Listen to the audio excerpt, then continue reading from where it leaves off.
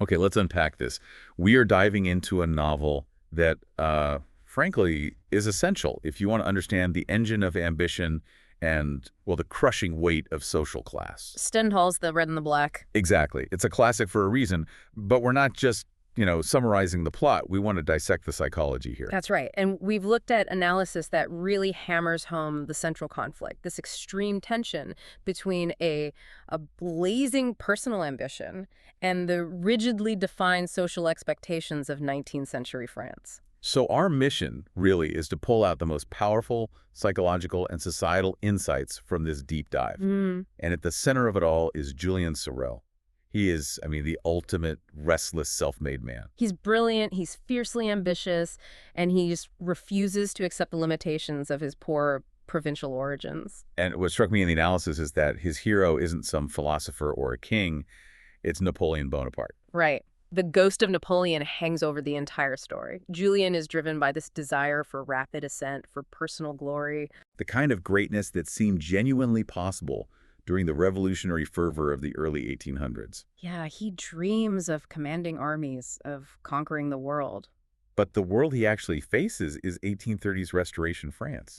It's after Napoleon's downfall. And that's the immediate tragedy you have to grasp. He steps out of his village and just hits a wall. The world he enters is ruled by this suffocating hypocrisy, a rigid aristocracy, and the heavy strategic influence of the Catholic Church. It's a society designed to maintain the status quo. Absolutely. And that contrast, his Napoleonic fire meeting this frozen, status-obsessed society, that's the source of all his internal conflict. It is. He seeks greatness, but he finds a world where, sincerity is penalized, where pure merit-based ambition is seen by the ruling class as a dangerous fundamental threat.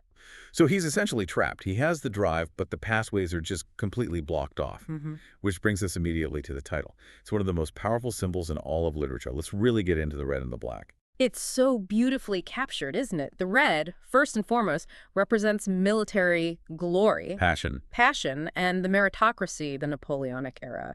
It's the color of the hussars' uniforms, the color of blood and daring. This is the path his soul really yearns for. So the red is his authentic self, his dream.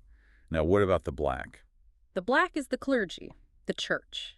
And this is where the historical context becomes so vital for you to understand. Okay. After Napoleon was defeated and the old Bourbon monarchy was restored, the military was strictly reserved for the sons of the nobility. Ah, so the path of red glory literally just vanished. It was closed to a commoner like Julian. Exactly. Yeah. The Church the Black was the only remaining ladder. The only one. The sole institution that still offered upward mobility, wealth, and power to a poor but brilliant young man. He had to exchange the military uniform for the clerical robes simply to have a career. So if you're Julian, you are psychologically torn. You're trying to channel that fiery, passionate red ambition into the cold, calculating container of the black. It's not just a career choice. It's a constant, agonizing internal compromise. And Stendhal's critique here is incredibly sharp. He shows us a society that gives Julian no straight path to dignity. None at all. He's forced to live a calculated performance. He has to be cold, strategic, often hypocritical, just to survive the initial stages of the social climb. And the moment he shows genuine passion, The moment he shows sincerity, he risks being exposed and thrown out. it sounds exhausting. Imagine wearing that mask every single day. And that survival mechanism is precisely why his relationships become so psychologically profound. They're the only places where his true, fractured self can emerge. Even if it's just for a moment. Even fleetingly, we have to look at the two central women because they really do represent the two sides of Julian's dual nature. Let's start with his first love then. Madame de Renal. She's the wife of the mayor in his small town where he's a tutor. Right. The affair is forbidden, yes, but its nature is fragile and deeply passionate. What she provides is completely non-strategic, right? She sees past the tutor's pretense, past the ambition. And connects directly with his genuine, vulnerable self. She gives him tenderness, affection, things he probably never even realized he wanted. And this is the crucial distinction. She sees the part of Julian, the emotional, fearful, sensitive young man that he desperately tries to crush. The part he hides under layers of cold calculation. Exactly. When he is with her, he risks dropping the mask entirely. It's a connection to his emotional core, a desire for human affection that runs deeper than any craving for status. So Madame de Renal reveals the red side of his personality, the passion, the authenticity that society won't let him express.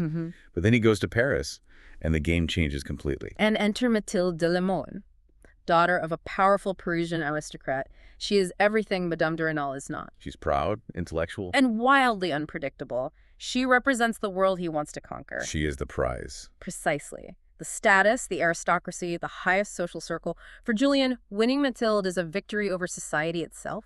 But their relationship isn't based on affection or tenderness. Not at all. It's a sheer battle of wills. A psychological duel. A chess game, not a romance. Exactly.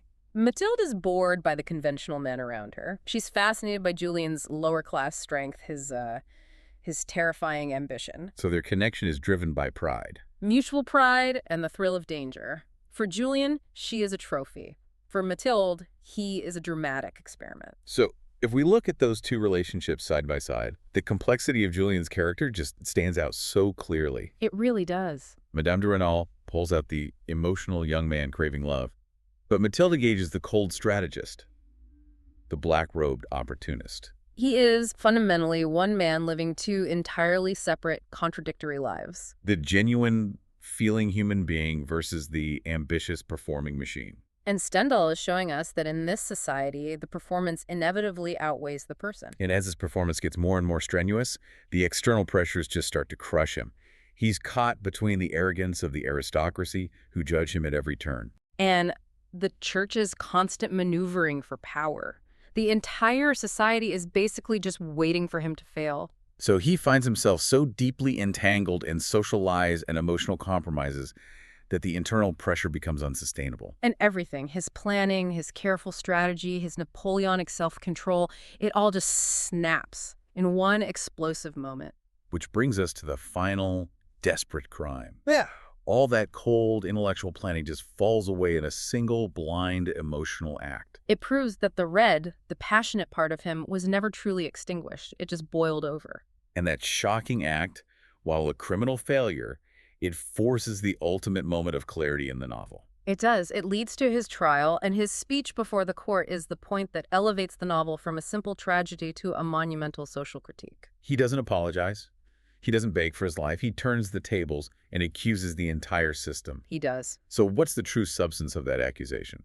He tells the court, and by extension all of society, that he's not being judged for his crime. He's being judged for daring to challenge the class structure. He accuses them of being unable to tolerate a man from the lower class who has intelligence and ambition. He exposes the hypocrisy of the entire aristocratic class. Who were celebrating his downfall simply because he wasn't born one of them. Yes. It's the ultimate mic drop, isn't it? He finally drops the performance entirely. Absolutely. And the irony is that in this moment, facing execution, Julien stands truly free, unmasked, and honest for the very first time.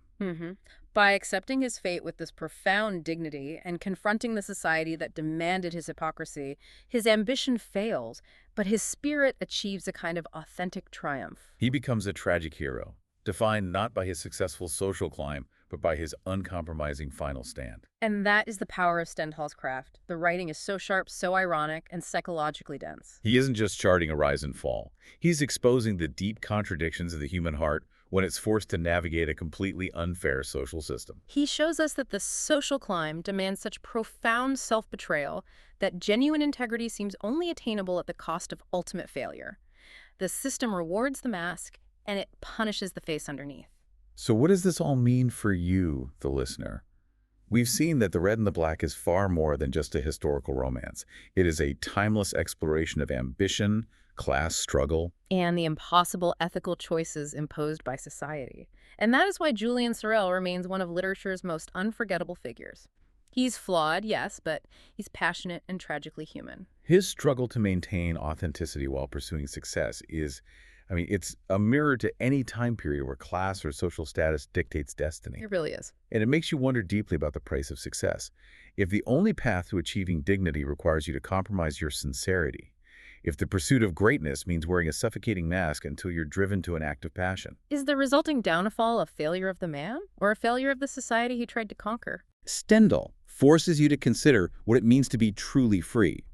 only when you face certain judgment, having finally dropped the debilitating performance the world demanded of you. That contrast between public performance and private authenticity is, I think, a powerful thought for us all to sit with.